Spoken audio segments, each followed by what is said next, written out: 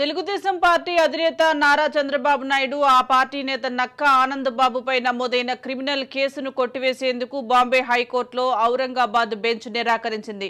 2010లో ఓ నిరసనకు సంబంధించి చంద్రబాబు ఆనంద్ బాబును ఔరంగాబాద్ సెంట్రల్ జైలుకు తరలించే క్రమంలో జైలు సిబ్బందిపై వారు దాడి చేసినట్లు క్రిమినల్ కేసు నమోదైంది. ఇక ఈ కేసును విచారించిన జస్టిస్ మంగేష్ పాటిల్, జస్టిస్ శైలేష్ బ్రహ్మేలతో కూడిన ధర్మాసనం నేరారోపణలో నిందితుల ప్రమేయాన్ని బయటపెట్టేందుకు తగిన ఆధారాలు ఉన్నాయనడంలో ఎలాంటి సందేహం లేదని అభిప్రాయపడింది.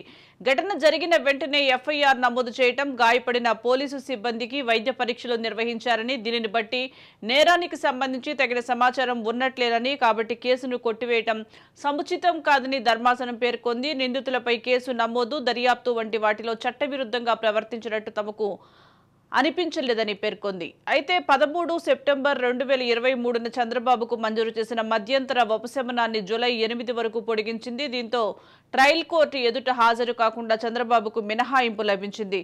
కాగా జూలై 2010లో చంద్రబాబు, ఆనంద్ బాబు మరో 66 మందిపై మహారాష్ట్రలోని ధర్మాబాద్ పోలీస్ స్టేషన్లో కేసు నమోదైంది. తెలుగుదేశం పార్టీ అధినేత నారా చంద్రబాబు నాయుడు ఆ పార్టీ నేత నక్కా ఆనంద్ బాబుపై నమోదైన క్రిమినల్ కేసును కొట్టివేసేందుకు బాంబే హైకోర్టులోని ఔరంగాబాద్ బెంచ్ నిరాకరించింది. 2010లో ఓ నిరసనకు సంబంధించి చంద్రబాబు, ఆనంద్ బాబును ఔరంగాబాద్ సెంట్రల్ జైలుకు తరలించే క్రమంలో జైలు సిబ్బందిపై వారు దాడి చేసినట్లుగా క్రిమినల్ కేసు నమోదైంది. ఇక ఈ కేసును విచారించిన జస్టిస్ మంగేష్ పాటిల్, జస్టిస్ శైలేష్ బ్రహ్మేలతో కూడిన ధర్మాసనం నేరారోపణలో నిందితుల ప్రమేయాన్ని బయటపెట్టేందుకు తగిన ఆధారాలు ఉన్నాయనడంలో ఎలాంటి సందేహం లేదని అభిప్రాయపడింది. ఘటన జరిగిన వెంటనే ఎఫ్ఐఆర్ నమోదు చేయటం, గాయపడిన పోలీస్ సిబ్బందికి వైద్య పరీక్షలు నిర్వహించారని, దీనిని బట్టి నేరానికి సంబంధించి తగిన సమాచారం ఉన్నట్లేనని, కాబట్టి కేసును కొట్టివేయటం సముచితం కాదని ధర్మాసనం పేర్కొంది. నిందితులపై కేసు నమోదు, దర్యాప్తు వంటి వాటిలో చట్టవిరుద్ధంగా ప్రవర్తించినట్లు తమకు అనిపించలేదని పేర్కొంది. దీనికి సంబంధించి మరింత సమాచారం మా ప్రతినిధి రమేష్ అందిస్తారు. రమేష్.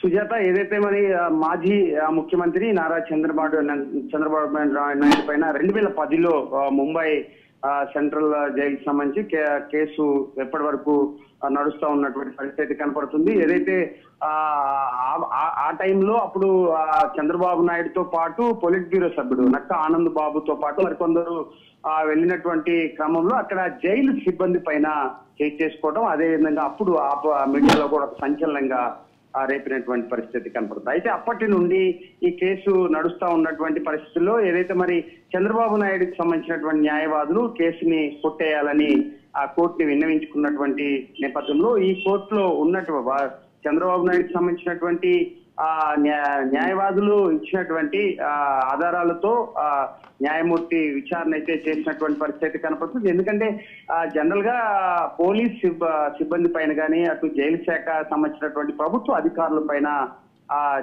ఖచ్చితంగా వారిపైన దాడి చేసినప్పుడు కోర్టు సీరియస్ అవుతుంది. ప్రభుత్వ ఉద్యోగులు ఆన్ డ్యూటీలో ఉన్నటువంటి సమయంలో కూడా ఖచ్చితంగా కోర్టు పరిగణనలో తీసుకున్నటువంటి పరిస్థితి. ఎంతటి వ్యక్తి అయినా, అటు ప్రధాని అయినా, అటు రాష్ట్ర ముఖ్యమంత్రి అయినా కానీ న్యాయమూర్తి దీనిపైన స్పందించినటువంటి పరిస్థితి కనపడుతుంది. అయితే దీనిపైన చంద్రబాబు నాయుడుకి సంబంధించినటువంటి న్యాయవాదులు పెట్టుకున్నటువంటి పిటిషన్ పైన కోర్టు న్యాయవాది పూర్తిగా కూడా విచారించినటువంటి నేపథ్యంలో ప్రభుత్వానికి సంబంధించినటువంటి న్యాయవాదులు అందించినటువంటి ఆధారాలు ఖచ్చితంగా వారిపై దాడి చేశారు అనే ఒక నిర్ధారణకు వచ్చినటువంటి నేపథ్యంలో దీనిపైన క్లారిటీ రావాల్సినటువంటి అవసరం అయితే ఉంది. దీనిపైన అప్పీల్కి వెళ్ళేటువంటి అవకాశం ఉంది. దీనిపైన తుది తీర్పు వచ్చి రావాల్సినటువంటి పరిస్థితి ఖచ్చితంగా కనపడుతుంది.